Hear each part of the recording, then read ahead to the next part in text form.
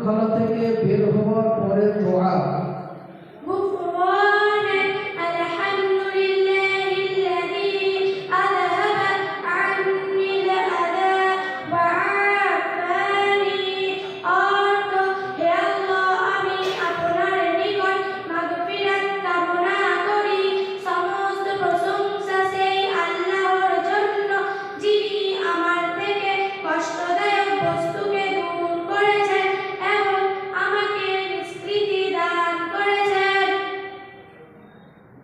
হাদিস নাম্বার 20 হাদিস নাম্বার 20 আচার-আচরণ সম্পর্কিত ইন্নাল্লাহা রাফিকুন ইউহিব্বু রিফক অর্থ নিঃসন্দেহে আল্লাহ তাআলা নম্র এবং তিনি নম্রতাকে পছন্দ করেন।